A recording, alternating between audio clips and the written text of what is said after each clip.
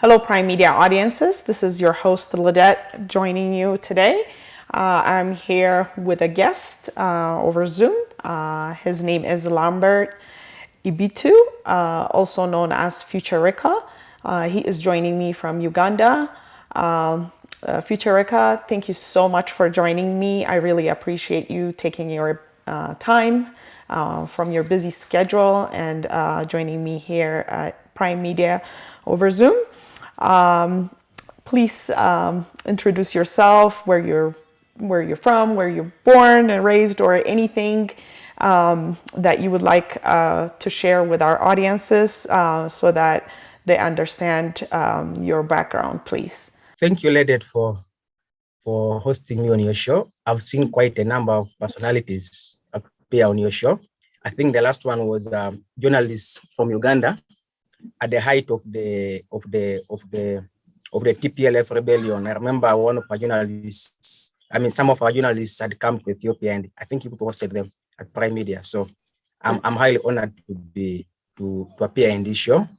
And of course, I know much of our audience is Ethiopian, and I have so many friends from Ethiopia, and quite a number of friends from Ethiopia. Ethiopians are good people. So it's a good one. I'm Lambert Ibitu, just as you've introduced, but popularly known as Fucherko on Twitter. I'm a Ugandan politician. I contested in the 2016 elections in Uganda. I did in 2016 contest for member of parliament for my constituency. I lost, just to be sure. Then in 2021, in our last elections, I contested for the city mayor of a newly carved city within my region, which again, I wasn't able to successfully go through. I am passionate about Pan-African issues, and much of my activism is geared towards One Africa. It's geared towards Africa as a continent, Black people as a race. I believe that we have so much to offer the world if only we can begin to acknowledge the potential of us as Africans and what we need to do going forward. If as a continent, we are going to exploit our resources, as a continent, we are going to operate with the world as equals, and rather than as people who have to be told what to do, when to do, and have to be led in our own continent. So that is a brief of my politics. Of my background. I hope that helps. Futurica, thank you again. The last 2 years has exposed a lot of issues regarding the relationship of the West and Africa. What are some of the most significant highlights, especially things that has awakened Africans? I think the biggest of those highlights has been the conflict in Ethiopia. The whole layer was basically about Ethiopia.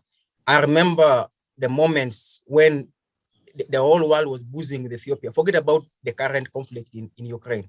The biggest then was Ethiopia. The biggest then was the TPLF question, and so proud was going to disintegrate, and the likelihood was there at some point. At a time when we thought Ethiopia, which I remember during the inauguration of Prime Minister Abiy, the president of Kenya called the mother of Africa. Are we going to allow this to happen? Because regardless of what is taking place in Ethiopia, is this the end we are going to allow to happen? And that became the heart in the last year. Ethiopia certainly counts as the first. One, for its significance to Africa, and for the fact that perhaps we're looking at the end of a country that we have known for so long. I wish we had another discussion. I will tell you that over the years for my study, always studied about Ethiopia, about Haile Selassie. It's part of our curriculum and part of that history. When you study history at school, that you get proud because there is so much about Ethiopia that gives you pride as an African. And we thought all this was coming under threat. That's why you should realize that it was able to draw voices, Pan-African voices from throughout the continent. That is how sensitive Ethiopia as a country stood out, from a Pan-African context. Others, of course, came in the coup d'etats in Mali. You had several attempts at them, but purely on a Pan-African basis, the highlight of the last 1-2 years has been a conflict in Ethiopia. I could frame it like that. You can have others, the Afrophobia in South Africa. where we have fellow Black people being asked to leave, being banned, being persecuted for being in South Africa. All this fall into the arena of Pan-Africanism and either our failures as Africans or what should be done. But the highlight of it all for me for the last 2 years was conflict in Ethiopia. And then, of course, remember before the most recent year, we had the issue of the GAD, which still remains a sensitive issue within Africa. I have told people, and those who have followed and those who love Africa understand that the core of the GAD is Pan-African in its concept, and that itself still falls within Ethiopia. So somehow Ethiopia has had those two key events in Africa, which have could stand out as the Pan-African issues of the past 2 years, the GAD and then the conflict in Tigray. Those two issues, I could say. Great. So you believe the conflict in Ethiopia has been the most significant Pan-African issue. How do you think Africans have responded to that? The response was emphatic. You remember the No More movement? Yes. It shook the world. I mean, it was something that shook the world, something that I actually think the most dangerous objective to anybody else except an African, because the No More movement became an awakening. It was beginning to become something bigger than even Ethiopia, because while it was initiated and was driven on the momentum of the conflict in Ethiopia and how to ensure that we solve the Ethiopian conflict as an African issue, it was becoming more of a continental movement, and not just continental. It was becoming almost a racial movement, you know. And I thought that it was supposed to have awakened the whole continent. It was the one thing that was uniting the whole continent. So the conflict in Ethiopia stood out in a sense that you had Africans acknowledging the fact that regardless of the challenges in Ethiopia, these challenges needed to be addressed first by Ethiopians as Ethiopian people to galvanize across from South Africa. And of course, you had the people, I mean, the diaspora speaking up for Ethiopia. It became so sensitive because personally from Uganda, I told you of the pride I have in Ethiopia at a personal level. And it's not just me, it is just everybody else who has gone through school, because you know, we live in a world where sometimes our perspective are shaped by the media.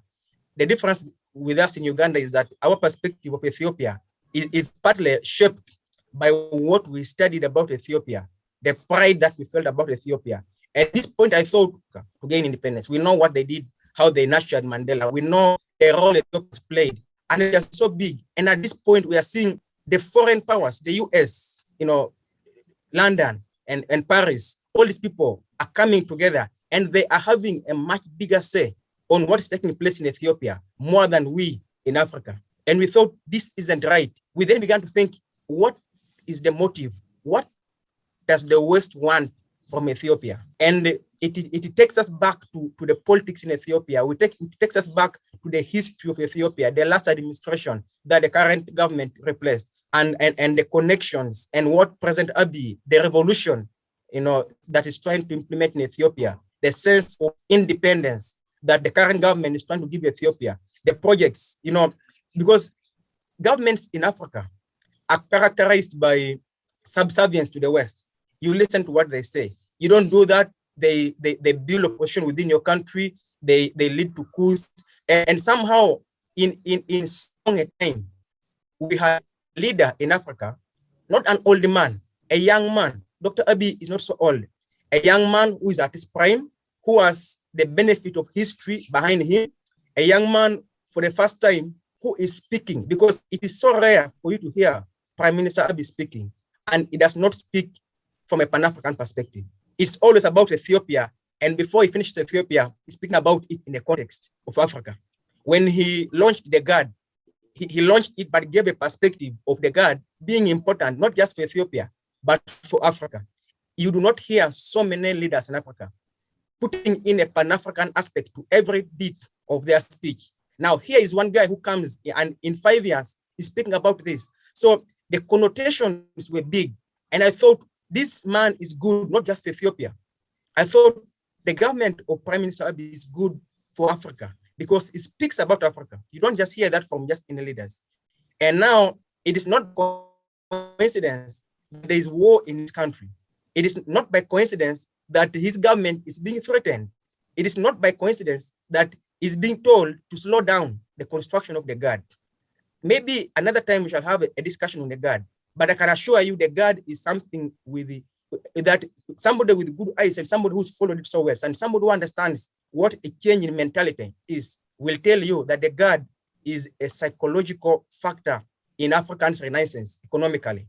And if Africa as a continent can internalize it, then it becomes something revolutionary. Look at the way the GAD was constructed, the financing model. Look at the fact that it is a generational project. This bounces back to other countries. We know of so many countries in Africa whereby if there is a mega project, for example, whether it's in electricity, whether it's in agriculture, whether it's in water, the end of one administration marks the end of a project.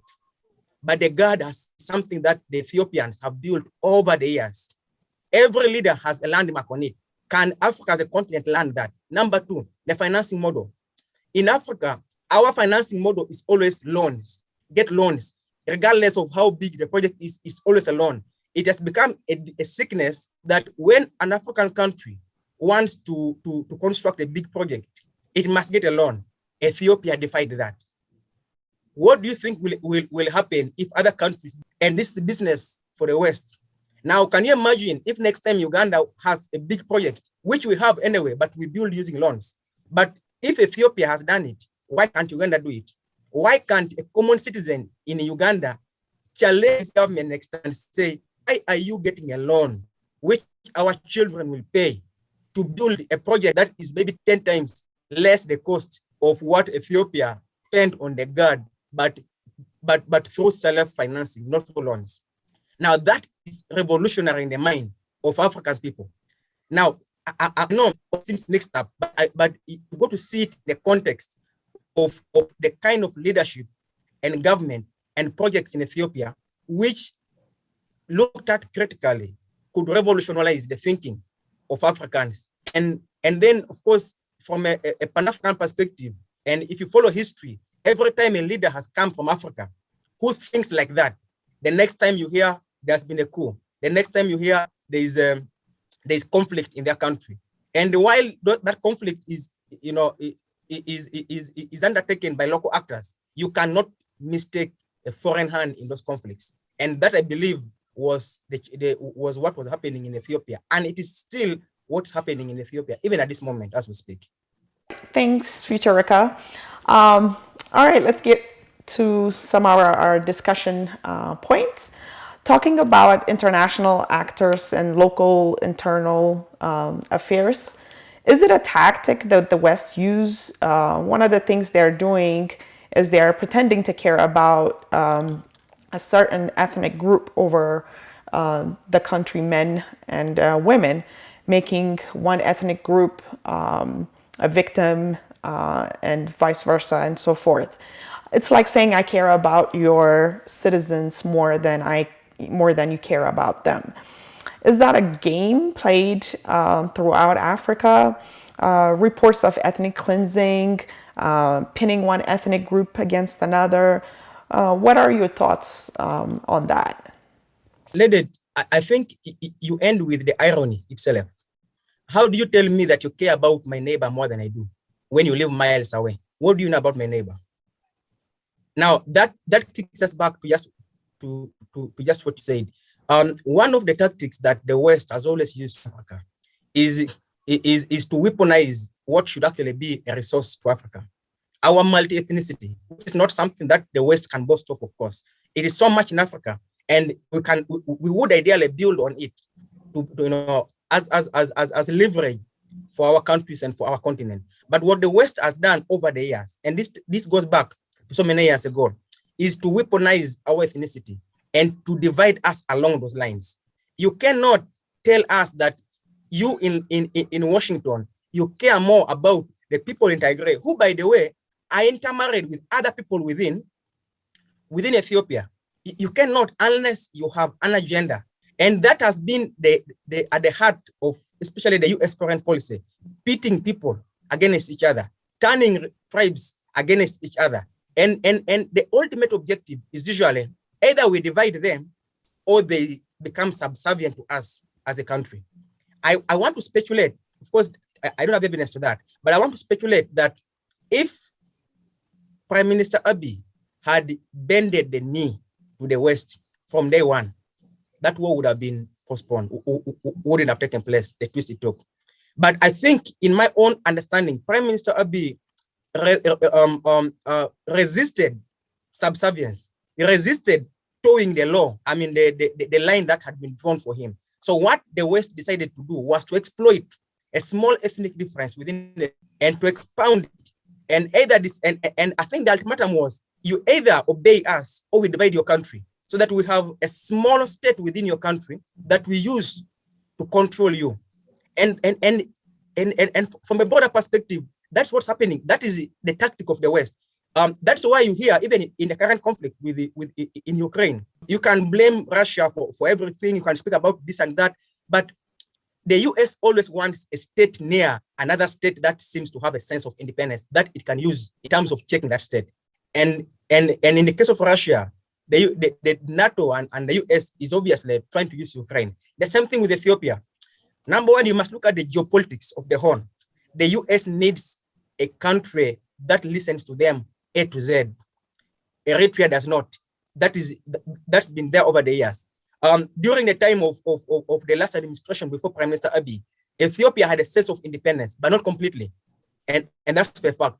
Now, the rise of Prime Minister Abiy changed that narrative.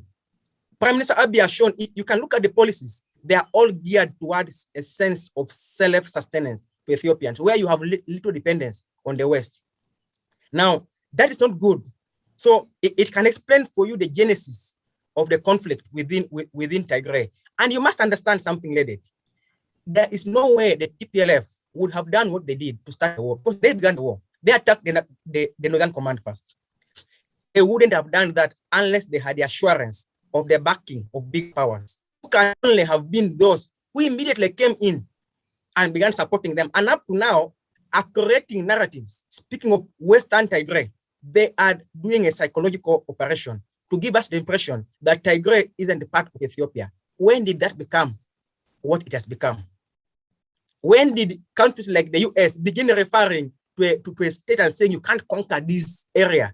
There is one of their propagandists on Twitter who was saying you can't conquer Tigray. Why conquer? Does Ethiopia need to conquer its territory? Now, this is the whole conflict, that they are turning these people.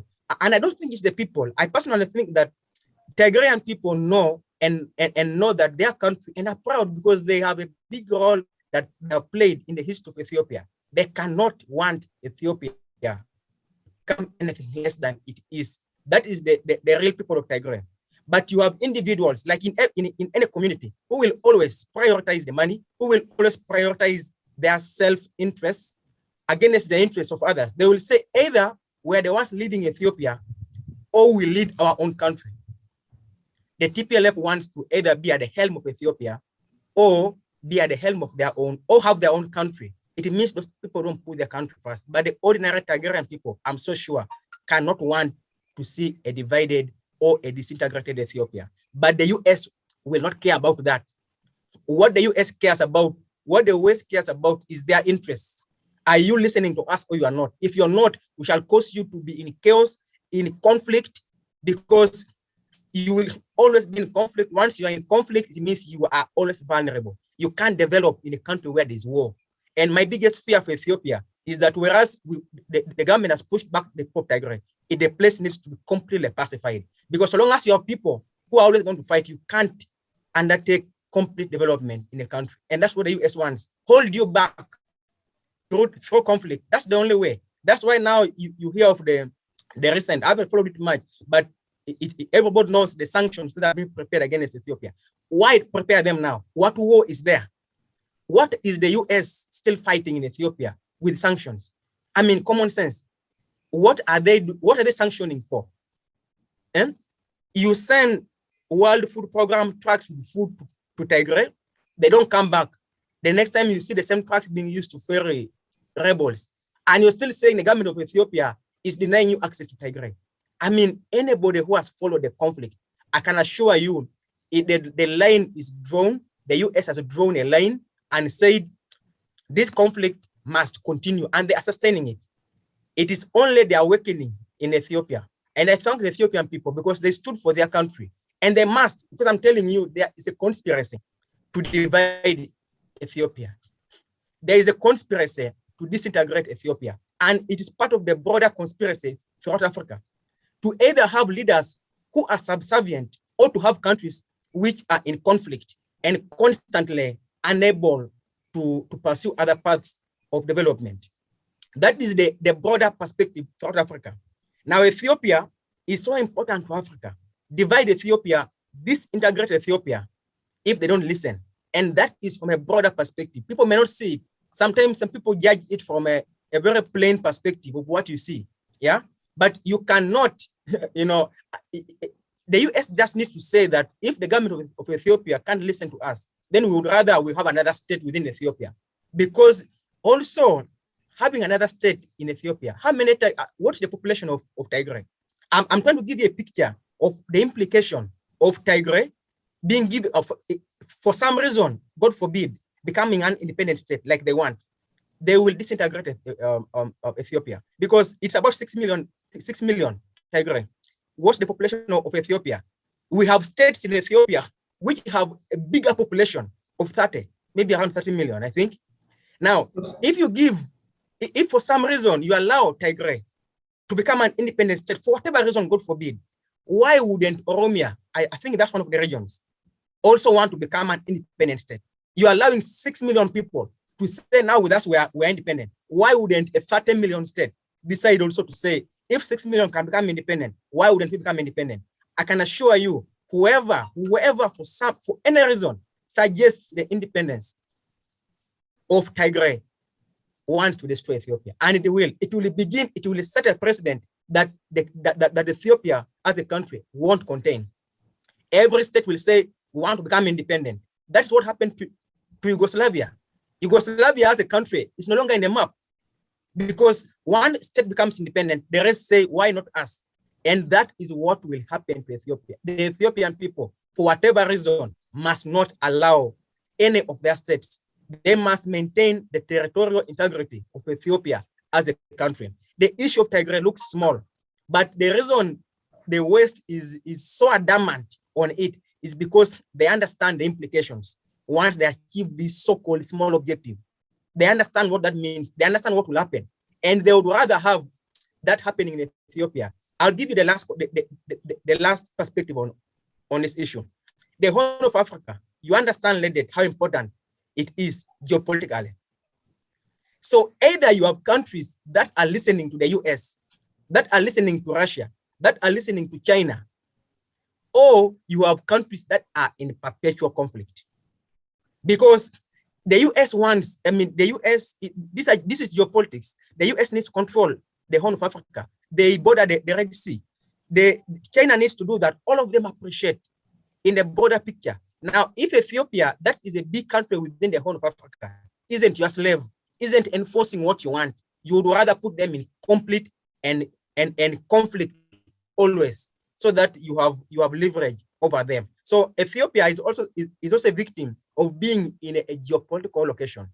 If you can listen to the US and obey and do what they want, you will not have conflict in your country. The Tigray war will end in 1 week, in a day, so long as you accept to listen and toe the line. But no country needs that. Ethiopia is proud. Ethiopia, and like any other African country, has a right to self-determination. They have a right to decide which country to work with, which country to liaise with, which country to cooperate with. Unless, of course, you want to become slaves who must become the enforcers of some other countries, then that's okay.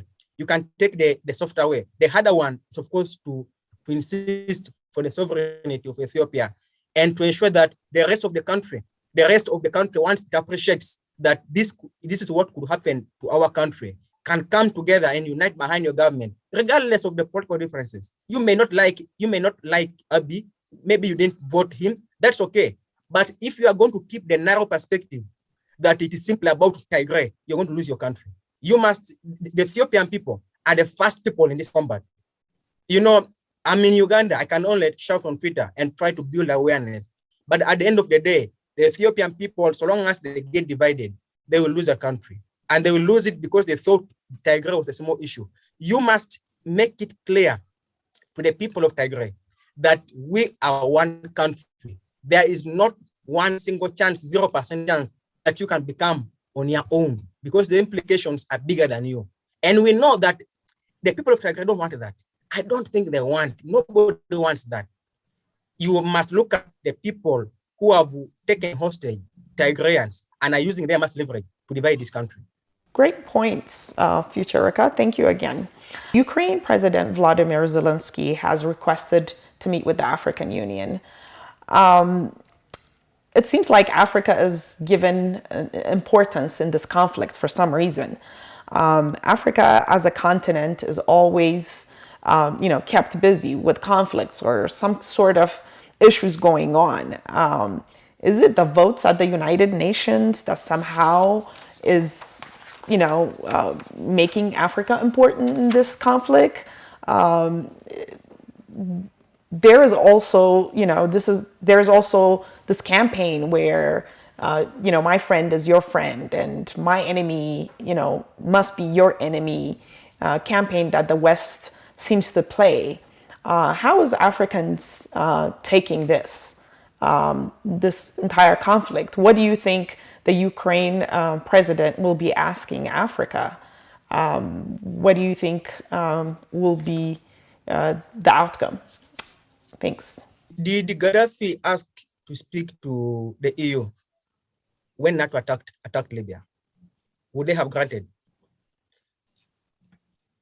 Now it shows you when these Western countries do this, it shows you what they think about us. Did Gaddafi address the EU? Even Ethiopia, you understand the conflict has been taking place. You know there is a democratically elected government, and and there is evidence of the complicity of some international organizations, even countries. Did you give Ethiopia audience in the EU? Did you give it audience from wherever you want to give them? The West is having a war within their own backyard for the first time in so many years. It is they are applying a tactic they've always applied on African countries, on one of their own who seems not to be listening to them. That's Russia. They are trying to galvanize the world against Russia. And you will hear it in propaganda. The world has risen against Russia. Which world? The world is condemning Russia. Which world is that? But you see, they control the propaganda narrative. The media is purely in their hands. And they pump the things. You look at the spending of BBC, because BBC is actually financed in part by the government. So much has been targeted for Africa. Why do you apportion a large bit of your budget as the government of UK in order to expand the coverage of BBC in Africa? If it's not because you appreciate that you need to control the narrative of the people of Africa. And it's the same. If you look at the BBC, this thing, just give me a minute. Look at the expenditure, how much is being given to the BBC. It's been spent on parts of the world where they need to control the narrative. Now, they tell you we need Russia is bad. Honestly, who has fought wars and we have never said it is the world. You have seen NATO came to Libya and murdered Gaddafi and sent Libya back to the old age. Today we have Libyans in abject poverty, a country that was so sublime. You can talk about the weaknesses. We have weaknesses in every government. But what right did NATO have to come and kill Gaddafi? Did we say that was the world? That was okay. Now you have less weaknesses. I'm telling you, every government has them. Russia has challenges. But let me tell you something, that when you see an enemy looking for the best position from which to shoot, you are well advised to shoot first. That's what Russia did. We can go into the politics of Ukraine, of the expansion of NATO towards the East, which has been an issue for the last so many years since the last World War, which has always been a red line. Why has NATO insisted on expanding to Ukraine? Now, Russia has responded, because Russia is not Libya. Fortunately for Russians, they're able to enforce their own will. Now, the West is trying to galvanize the world. They're trying to make Russia into a pariah state. And they think Africans must be enemies to their enemies. Even if we do away with the fact that NATO and the US are to blame for so much of what we suffer in Africa, we would rather leave these people to sort their own issues. We need Russia as a partner, and we need even the US as a partner, but mark my words, as partners, not as patrons who tell us what to do, when to do, and how to do it. So I would rather, I personally don't think, and it would be an insult to Africa if we allow Zelensky to address the AU. To say what? To tell us what? He's going to tell us we should respond to Russia. Respond to Russia for what? He is in the first position to respond to Russia. He knows the demands. He is being backed by the US. If after all they depend on the US, they depend on the West, let them sort out their issues. We have no part to play in this. I think the idea of speaking to Africa, he has spoken to other countries, to other parliaments. It is to try and build a global consensus in the name of Ukraine, but it's actually a global consensus for the purpose of serving NATO interests, which is not, I believe, what we want. It is not what Africans want. We would rather we build a consensus that serves Africa. And if anything, if you are going to make the Ukraine issue so big that you invite the president of Ukraine to address AU, that tells us that the conflict in Ethiopia is so small. Have they ever invited Prime Minister Abiy to address the AU? Just the same AU of ours on the conflict in Ethiopia at any level, a special calling, because it's about priorities. Is the war in Ukraine more important than the wars in Africa? Let's come down to a micro level within our own continent. If war is something important, isn't the war in Ethiopia that important that perhaps we could say, let Prime Minister Abiy, because Zelensky talking to the AU is talking to Africa. Why wouldn't we say now, Prime Minister Abiy, you're having war in your country. This is important. Come and talk to the AU on this particular issue. We have conflicts in other parts of the country, in Congo, of the continent. We have conflicts in so many areas of Africa. When have we ever held a special sitting and said, can the president of this country address Africa as a continent? Are you telling us that now we shall say, let Zelensky talk to us? For what? Because the Ukraine war is important? Yes, it's important. People are dying. But is it more important than the conflicts within Africa? So for me, I will see it as an insult to parts of Africa where there is conflict. And yet we have deprioritized them. We are leaving these countries to fight them out. The AU is leaving these countries to fight them out, even when it involves other foreign entities, where ideally the AU, being a representative of Africa, would be speaking. I have told friends before that the AU is supposed to be the representative of the people of Africa to the world, to NATO, to the US, not the representative of NATO to Africa. And to allow Zelensky to address us on this matter when we have never given Prime Minister Abiy of Ethiopia or other presidents of countries with conflict to do the same within their own continent, is the AU telling us that they represent the interests of NATO, they represent the interests of the EU, they represent the interests of Ukraine to Africa instead of the other way around. And that is it. I believe that he does not have the should even put in ask for audience. And for what? We are saying that let these people handle their war. We would prefer a peaceful settlement, but our own house is too full. It is not more important than the war in Ethiopia and other countries within Africa. The process towards eventual unity, whether as one continent or even within us countries that support and stand up for each other, can be broad. But in the eventuality, we need complete unity for Africa. And that begins most importantly with the leadership of our countries. You know, leadership is at the core of everything. We come from the understanding that our enemies don't sleep. Those who would rather have Africa disunited, not sleep. They keep scheming, they keep plotting, they keep stirring conflict to ensure that we are a continent that is perpetually in conflict. Now, the African people have got to acknowledge first, number one, that we are a rich continent, but we are also poor people. Europe and other continents are poor continents, but they have rich people. People who understand what needs to be done. We have resources as a continent, so many of them.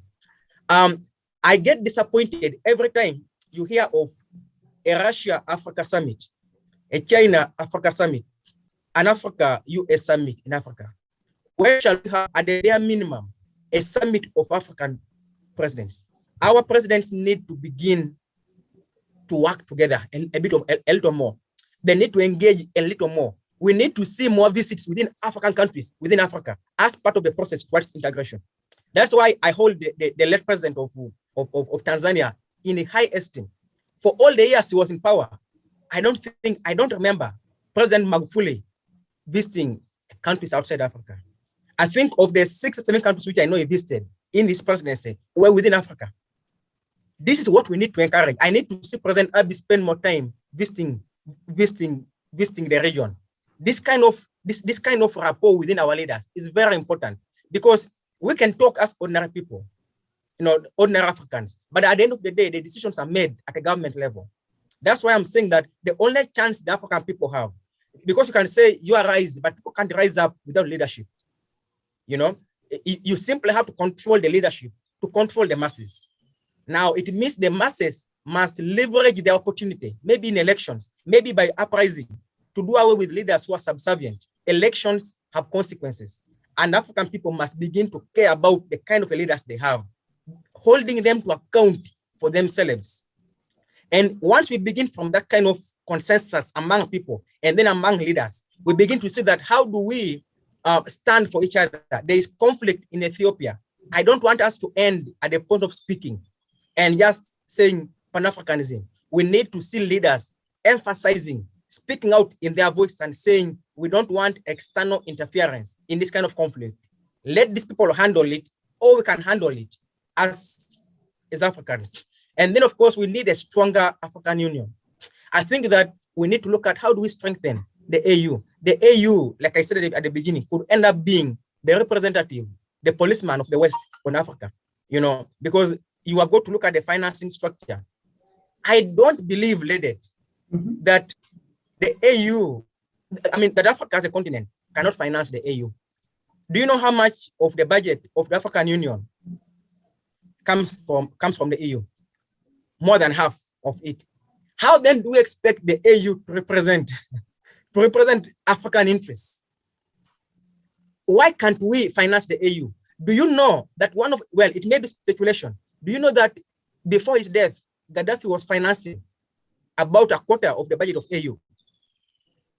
Is it by coincidence that they came after him? Is it a coincidence?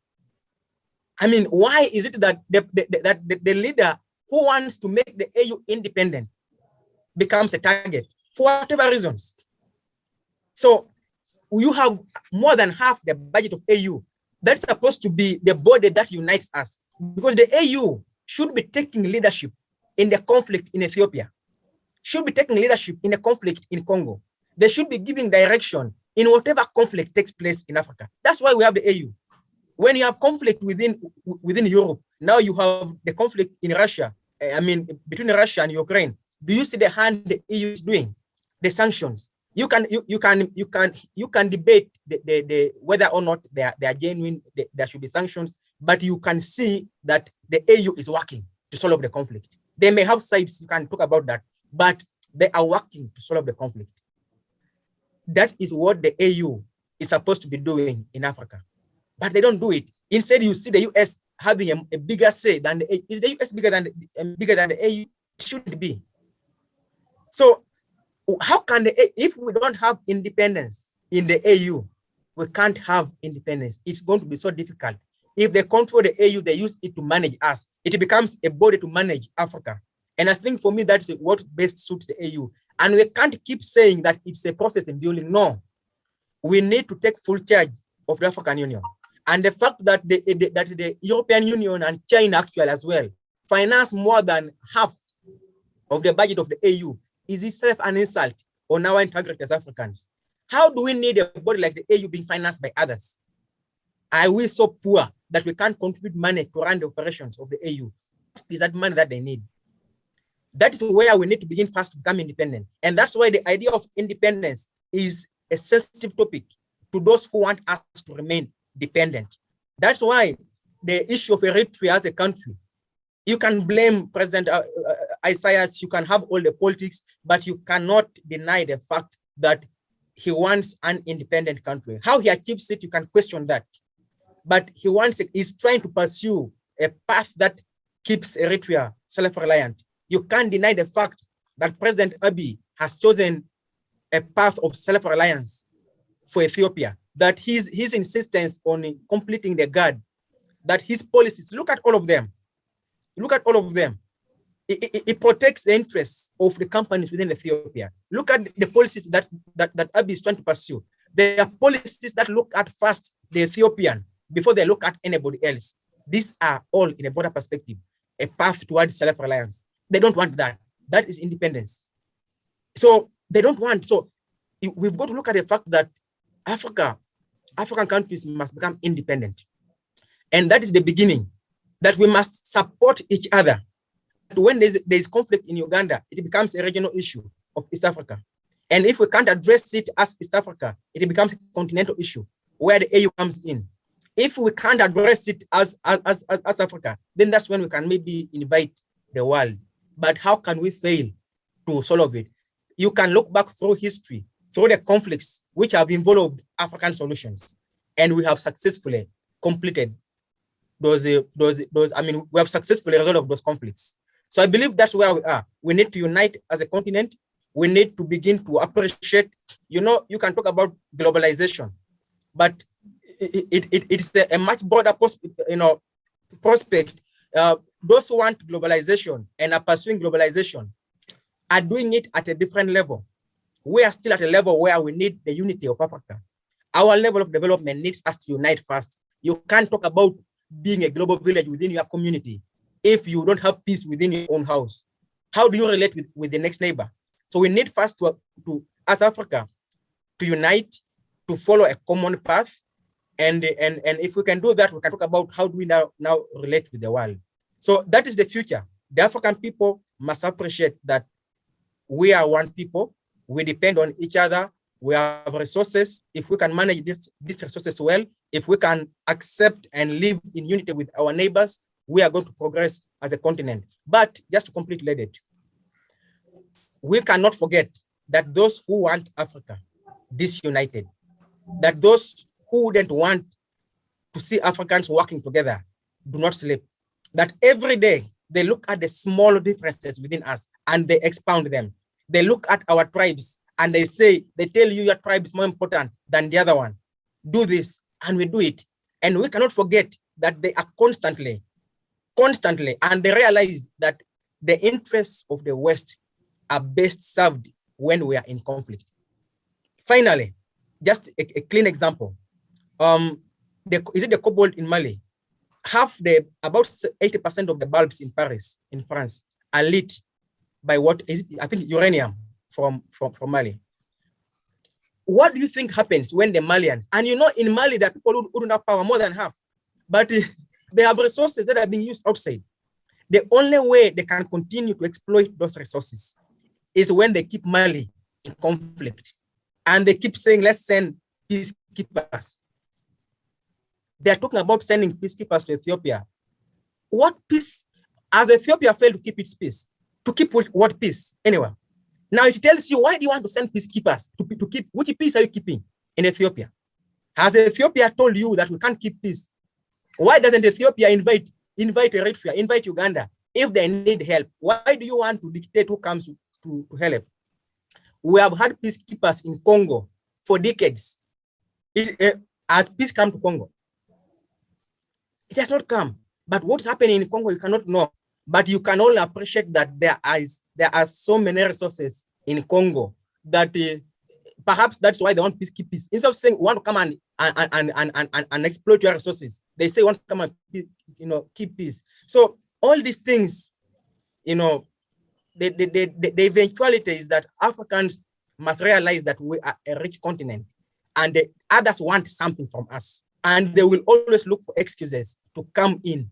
We must solve our problems without inviting them. The moment we invite them or allow them to come by their own choice, we are going to keep backward. We are going to remain poor while others use what is supposed to be ours for the benefit of themselves. The Pan-African future involves a future of unity.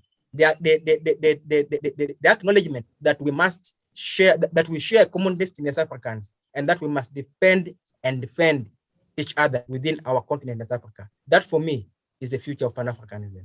Well, Future Wicca, it's been a wonderful half an hour or so with you. Thank you so much for your time, and I hope that you will come back again and use Prime Media as a platform.